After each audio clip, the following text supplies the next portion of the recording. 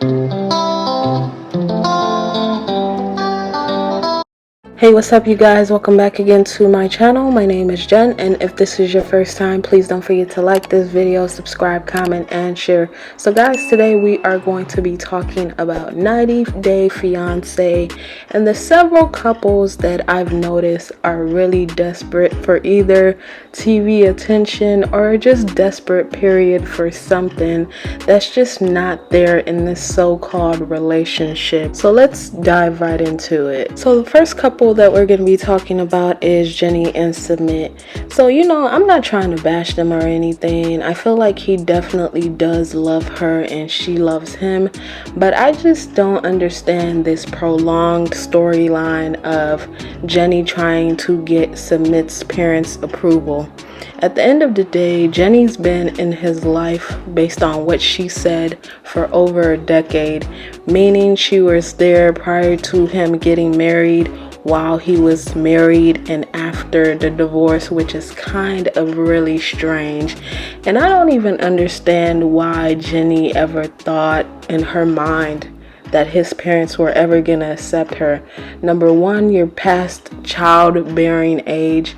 Number two, they don't like you because you guys lied to them as far as like what were your intentions when you came in. Number three, they also stated a really good point that Jenny's old, they're old. I think she might be older than them actually. When it's time for them to essentially retire, like who's gonna take care of them while Submit is busy taking care of her at her old age? Like, the whole thing is really messy, and I wish that Jenny as well as Submit would just hang it up as far as like them trying to get the parents' approval. I know that in the latest episode they basically did disown him, and his mother was crying and she was pretty much like, I'm done with you, Submit, and that's that on that. But these two are adults, so they can make their own decisions. But I just feel like in the end, when it's all said and done, that Submit will probably end up running back to his parents due to the huge age gap, number one, and number two, she doesn't really want him working the number of days. Like, he stated he wanted to work 6 days, but she's like, oh, I don't want to be here by myself. I just feel like Jenny is clingy. She doesn't realize that she's of retirement age, therefore they are in two different stages in their life. So I don't understand what she's talking about as far as like getting Submit to actually submit to her, essentially to basically submit to her demands. And I don't think it's gonna happen. I'm sorry, not sorry, and I wish they would stop trying to make it seem like Indian people are gonna accept the old lady to be their daughter-in-law, somebody who's older than them. No, it's not happening, Jenny. Forget about it. Not in this day and age. I'm sorry. I also want Jenny and Submit, for the love of God, to find a new storyline, because this one is over and done with. You beat it basically to DEATH. Like, we're tired of this storyline, okay? Get a new one, please. Please get a new one, TLC. The next person that I am so tired of seeing is Usman. Oh my God, Usman, if you bring one more white lady on this show, I'm not a racist person, by the way, but I'm just saying, like, Usman, where do you find these women from? I'm guessing the internet, because first it was baby girl Lisa, and now it's Desperate Kimbali. Like, what is going on, Usman? Like, where do you find these desperate ass females from? People who are just so clingy and annoying, and it's almost like they say the most disrespectful things about people of color. It was Lisa who stated that she basically called you an N-word, and now Kim is talking about she's gonna have you bleach your peen after you slept with the second wife. Like, what is going on, Usman? And the disrespect that they constantly give you. This one is throwing drinks at you any chance that she gets. They're doing over the top stuff. I'm not sure if it's for the TV show or whether this is real life. I can't really be sure, but it's just like, Why do you keep coming on this show, Usman, just for attention, just for the spotlight? Like, it's not worth it. I'm pretty sure it's not worth it, and I just feel like you are pandering to a certain audience and they are using you to promote stupidity, Usman, because you're making us look bad out here, sir. You're making Nigerians look bad. You're making it seem like Nigerian men really are this weak to let women run them this way. I'm sorry, they're not. I would also like to say that I was personally disgusted by Kim's behavior as well as the things that she was saying. I just feel like, Kim, you're a desperate woman of a certain age and you're making it seem like you're gonna be better or superior to the other wives that Usman is gonna marry, but you're really not. As a matter of fact, I think Usman would probably hold up the other wives at a higher pedestal than he would you.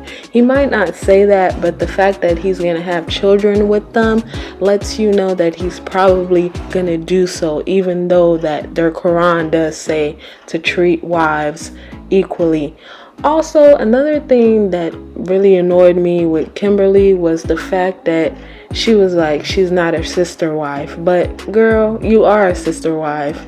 You're coming into somebody's home and you know that they're gonna practice polygamy. So guess what that makes you? A sister wife. Like, Kimberly is delusional, and I wish she would go back home to her son, her friends, and her family and stop trying to chase this young man that low-key doesn't really want anything to do with you, and basically stated that you are trying to buy his love. Kimbali, do us all a favor and let it go, sis. It's never gonna happen, okay? The next couple we're gonna be talking about is Angela and Michael, and this is the main reason why I made this video, simply because of Usman and Michael.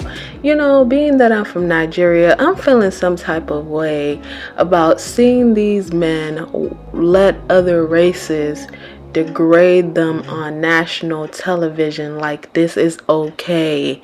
You know the type of words that Angela uses for Michael. She calls him a B word. She basically like goes off on him, and she's always right. And right now his visa may get approved, so she's thinking, should she cancel it and basically divorce Michael? And she's planning on making a trip back to Nigeria. These two, I feel like, are also attention seeking, desperate couple. TLC, we gotta do better. This is not the path that I would like to see it go down. Seeing black men degraded on national TV by older white women. And this is what the media likes to portray and show us and make it seem like it's okay, which it's not. At this point, I'm just over Michael as well as Angela, as well as Usman and whoever he decides to bring along next season. I don't really care for them, and I wish they would all find new storylines because it's getting old and it's getting tired. So the last couple we're going to talk about is Liz and No Neck Having Ass Ed. Oh my God, these two, desperate and even more desperate. Where do I begin? First and foremost, I don't know what is up with Ed and being a creep and being weird. It just throws me off every time I see him on the screen. I don't see what him and Liz have in common whatsoever, other than they're two human beings. It's just like they break up and then make up over and over again, and it's quite annoying. This season, Ed has been somewhat palatable, but I just feel like Ed is gonna always be Ed. He's searching for love, he's looking for love, and I don't know where in the hell he found Liz at, but she was actually stupid enough to actually go with Ed and become engaged to him. This is what happens when you are just so desperate for attention. You will do any and absolutely any and everything. Like, Liz, it's not like you're an ugly girl. What are you doing with Ed? Ed is a weirdo. Why do you think Rose ditched him? Why do you think Kaori ditched him? Something about Ed is just off. I can't quite put my finger on it, but every time he comes on my TV screen, I cringe a little bit.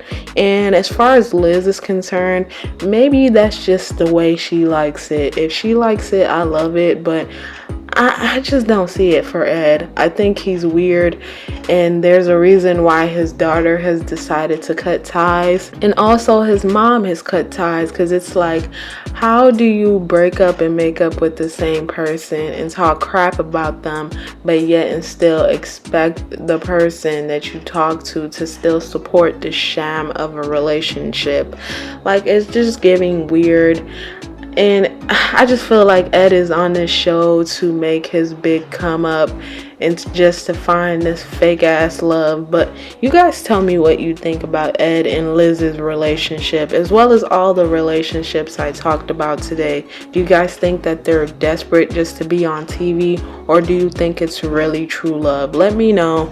And until next time, guys, it has been fun. Don't forget to like this video, subscribe, comment, and share. And I'll see you in my next one. Peace.